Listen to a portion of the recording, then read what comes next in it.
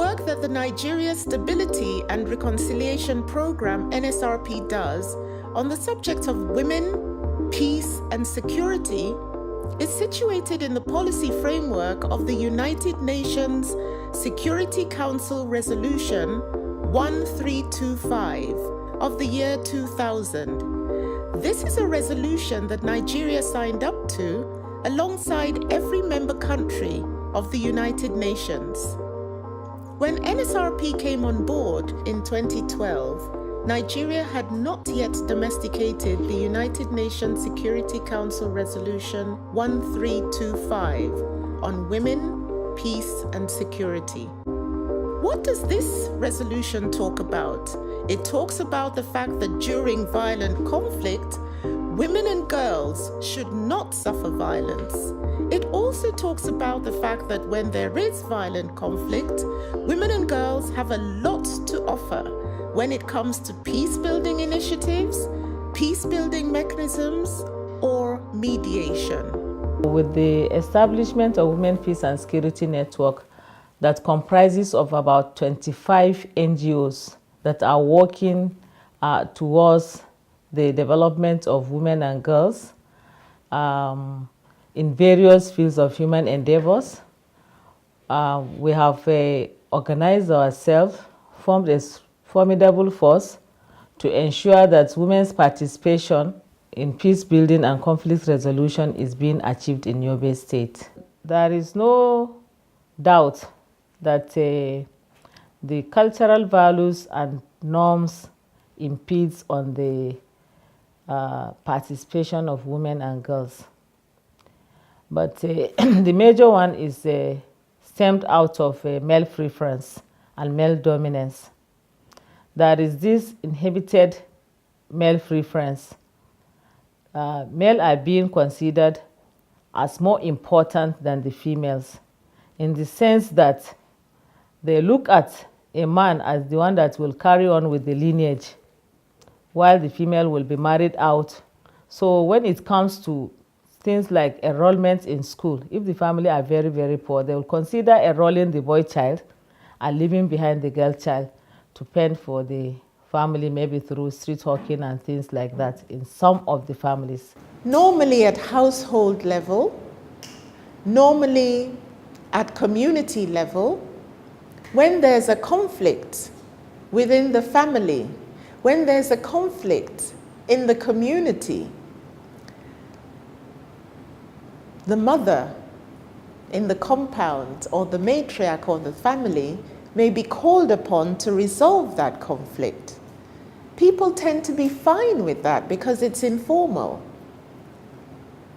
But then, when there's a formal peace process, for example, when the powers that be decide that they want to set up a panel of inquiry because a conflict has happened somewhere, when they want to set up a formal negotiation panel,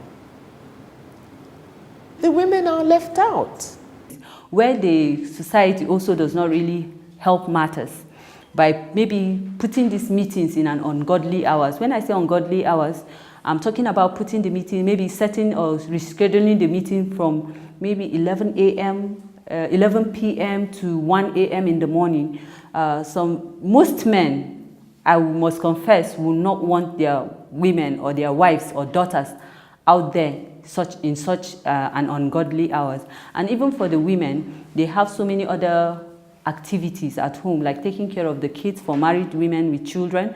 And then even as a young girl, if you're seen outside after some hours, you're regarded as, not being very, very decent. Let me use this. And such things really don't help us in our African context.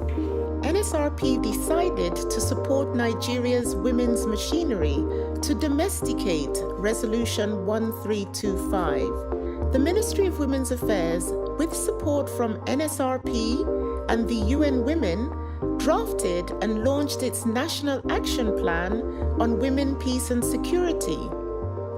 This action plan is the roadmap for Nigeria to show how they can ensure that where we have violent conflicts, we will not, as a result, have increased violence against women and girls, and that efforts will be made towards ensuring that women and girls participate influentially and meaningfully in peace-building processes.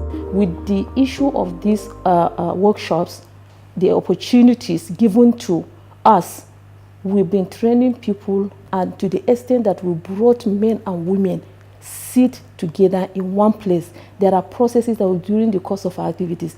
The first time that we went to the local government, to the communities in general, grassroots, when we call for community fora, men will sit alone, women will sit separate, then we have somebody to facilitate. Men will facilitate men issue, women will facilitate.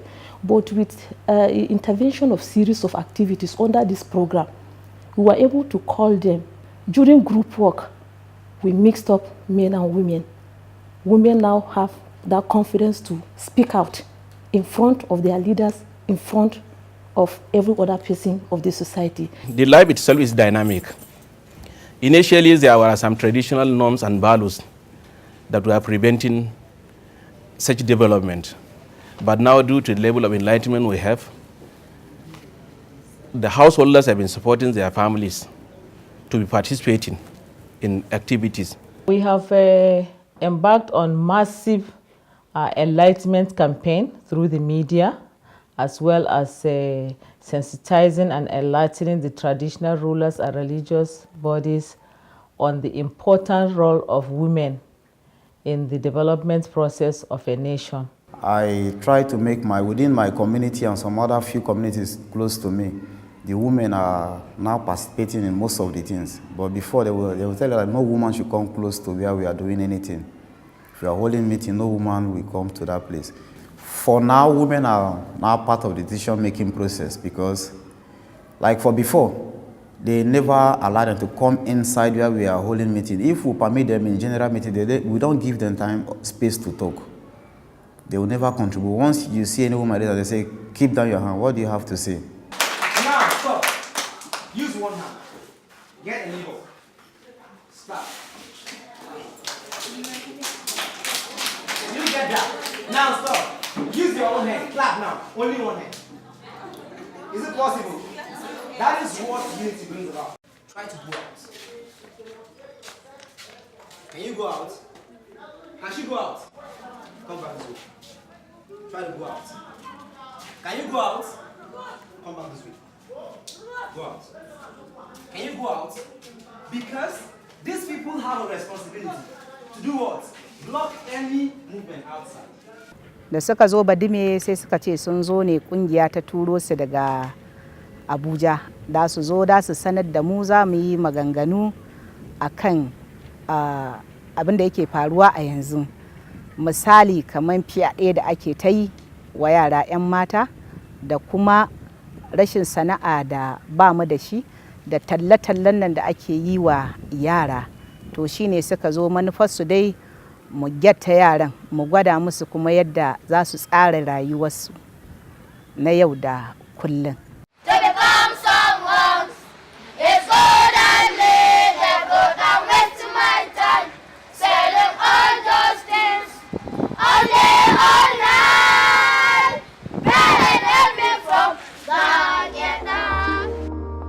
The impact of WPS varies across the states in which NSRP works. One example is that of the Borno State Women, Peace and Security Network. They were the first civil society organization to publicize the incident where over 200 girls were abducted in Chibok. They held a world press conference that brought the case to the limelight at a time when there was a lot of denial that the incident had actually happened. Additionally, it was WPS in Borno State who went back to Chibok a year after the incident to engage with the parents and families of the girls, a year after the girls had still not been rescued. NSRP, alongside her partners, has been able to make an impact through the National Action Plan on Women, Peace and Security and its implementation. In terms of peace building, we've carried out a series of trainings for these communities where we've educated our women and girls on what their rights are, because looking at them, experiences, chatting with them in these communities prove that they don't even know what their rights as human are. Most of these communities, when you tell them you want the youth, they bring the men and exclude the women. So it was told to the communities that we also want to include the female youth. So they had the men, the women, and the female youth and the male youth, comprising of the EMTs, which is the environmental monitoring team for each community. And then because of the interaction of NAGON and the communities, also always telling them of how they need women involved in these processes, one of the communities was able to get a woman to be part of their CDC. So the interaction, the NAGON's interaction with these communities and their principle of gender inclusion somehow helped influence that community to add a woman to the CDC, because she had been engaging with NAGON on all of these issues. She's been very vocal. She's been saying things that are contributing positively to discussions in her community and interaction with NAGON. So that gave her some sort of influence and relevance that was able to include her in decision making in her community. So when civil society take some of these things seriously, the community somehow mimic or imbibe what they are seeing, because they see that these things can actually bring about good results. So that's one of the things that this whole NSRP process with civil society has been able to influence in the communities, including women in decision making. Women have been in the forefront. Even if you come to political appointments and whatever, even in the government, at local government levels, at state levels, we have permanent secretaries who are women, commissioners that are women, chairpersons that are women, councillors that are women.